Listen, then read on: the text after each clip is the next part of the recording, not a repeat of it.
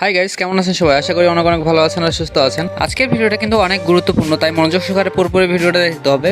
আর আজকের ভিডিওটা যদি আপনি পুরোপুরি মনোযোগ সহকারে দেখেন তাহলে আপনার সিঁড়ি নিয়ে আর কোনো চিন্তাই করতে হবে না। সিঁড়ি আপনি সম্পূর্ণ ইজিভাবে করে নিতে পারবেন, আর কোনো প্যারাই হবে না আপনার। সম্পূর্ণ ক্লিয়ারভাবে আপনি কাজটা করে দিতে পারবেন। ঠিক আছে, চলুন তাহলে আমরা সিঁড়ি রড কীভাবে বাঁধতে হয় সেটা সম্পূর্ণভাবে দেখে নিই। আপনি যদি আমাদের এই চ্যানেলটিতে একদম নতুন হয়ে থাকেন তো চ্যানেলটিকে সাবস্ক্রাইব করে প্লিজ আমাদের পাশে থাকবেন। তাহলে বন্ধুরা চলুন, ঈদের শুভেচ্ছা জানিয়ে ভিডিওটা স্টার্ট করছি।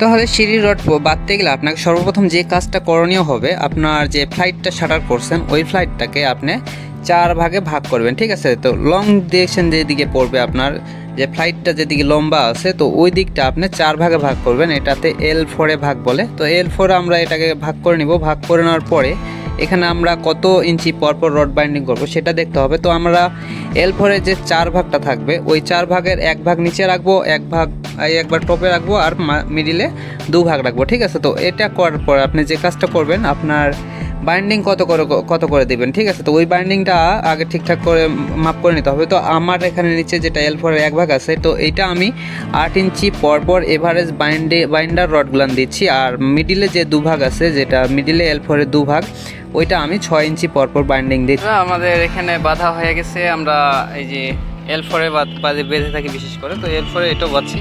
আর L4 যেটা তীর চিহ্ন আছে ওখান থেকে আমরা ওই যে তীর চিহ্নটা যেটা দেখতে পাচ্ছেন ওখান থেকে নিচের যেগুলো 1 ভাগ আছে এই 1 ভাগটা 8 ইঞ্চি পরপর এভারেজ দিচ্ছি। আর যেটা রেগুলার আমি বেঁধে থাকি, আর এখান থেকে মাঝখানটা যেটা আছে 2 ভাগ, L4 2 ভাগ, তো এইটা আছে 6 ইঞ্চি পরপর এভারেজ গ্যাপ।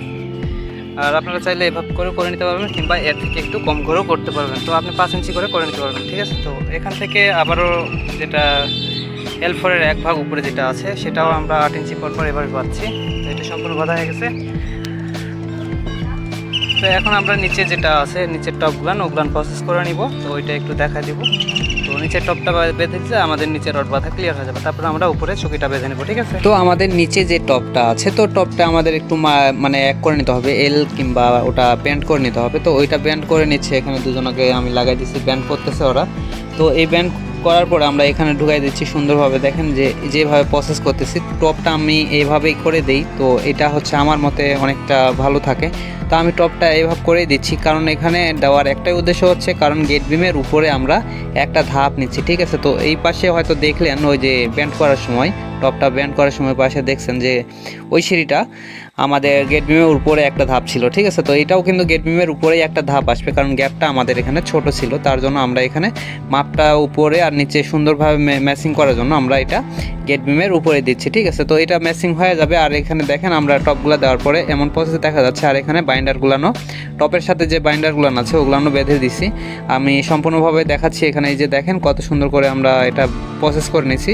তারপরে দেখেন এখানে একটা গ্যাপ পড়ছে কিন্তু, হ্যাঁ এই যে দেখেন ওই যে এখানে কিন্তু কেচির মতো একটা ভাব দেখা যাচ্ছে এই জায়গাতে। আর এই পাশে দেখেন যে আমাদের একটা কিন্তু গ্যাপ পড়ছে, এই যে দেখেন এখানে কিন্তু লম্বা একটা গ্যাপ পড়ে গেছে। তো এখানে আপনারা চাইবেন যে এই গ্যাপটা একত্রে থাকে। অনেকেই করে কি এটা নিচের মেন রডের সাথে ওই উপরের টপ রডটা ম্যাচিং করে বাঁধে দেয়। তো ওইটা আমি করি না, যে আমি একটু গ্যাপ দেওয়ার চেষ্টা করি, তাতে এটা আরও ভালো হয়। আর উপরেও আমরা যে কাজটা করব, উপরে গিয়ে আমরা এখন নিচে এটা আমাদের টপ বাঁধা হয়ে গেছে, তো উপরে গিয়ে আমরা উপরের টপটা কিংবা এই পাশে যে মেন রডগুলান আসবে ওগুলান আমরা প্রসেস করব। ঠিক হয়ে গেল, আমরা যে কাজটা করব উপরে গিয়ে টপটা ঢুকাই নেব। ঠিক আছে, টপটা আমরা এখানে ঢুকাই নিচ্ছি। সিদাম টপগুলো ঢুকাই দাও, গ্যাবে গ্যাবে একটা করে দিয়ে দাও। সিদাম গ্যাবে গ্যাবে একটা করে টপ দিয়ে দিচ্ছে। ওটা টপটা হবে আপনার নিচের লেয়ারে পড়বে। ঠিক আছে, তো এই যে টপটা এখানে নিচের লেয়ারে পড়তেছে, কিন্তু এই পাশে আসে আপনার ফ্লাইটে এই পাশটা উপরে থাকতেছে। এই যে দেখেন করা হচ্ছে, বিমের ভেতর দিয়ে ফেলা হচ্ছে। হ্যাঁ, তো সেই আপনার মেন পয়েন্টটা হচ্ছে এই জায়গায় রড বাইন্ডিংয়ে যেটা আপনার টপ দিচ্ছেন, কিংবা এখানে যেটা আপনি ক্রেন ফেলতেছেন, কিংবা এখানে ব্যান্ড যেটা করতেছেন, এখানে কেচি একটা আসতেছে। তো এইটাই হচ্ছে আপনার মেন, যেটা কিভাবে করবেন। তো এখানে আমি টপগুলো সম্পূর্ণ দিয়ে দিলাম।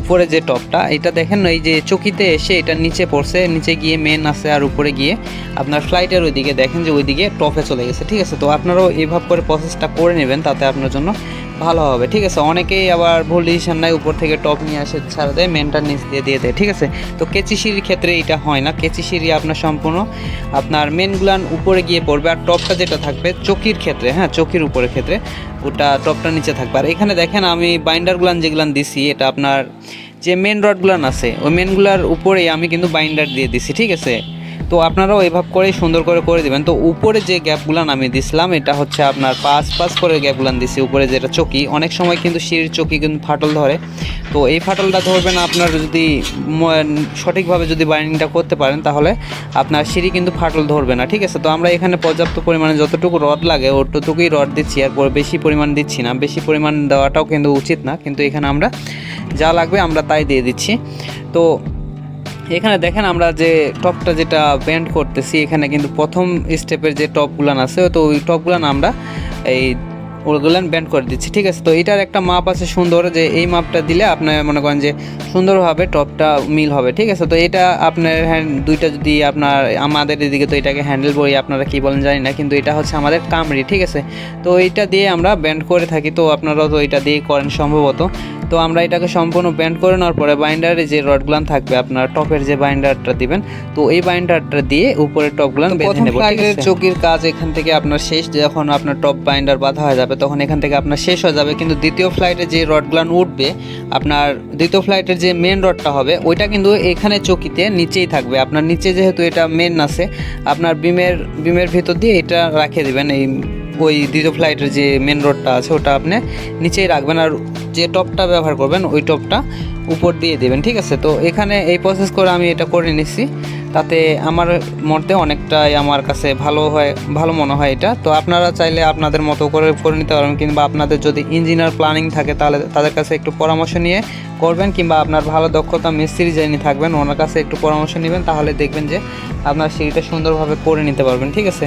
আরেকটা খুশির খবর আছে যে এই চ্যানেলে বৃহস্পতিবার করে একটা করে ভ্লগিং ভিডিও আপলোড করা হবে। আমরা ঐতিহাসিক কিছু নিদর্শন নিয়ে কাজ করব, যেগুলো আপনাদের দেখতে ভালো লাগবে কিংবা জানার বিষয় থাকবে। তো বৃহস্পতিবার থেকে পেয়ে যাবেন। যারা দেখার ইচ্ছুক তারা অবশ্যই আপনারা কমেন্ট করে জানাবেন এই ভিডিওতে। ঈদের শুভেচ্ছা জানিয়ে ভিডিওটা আজকে এখানে শেষ করতেছি।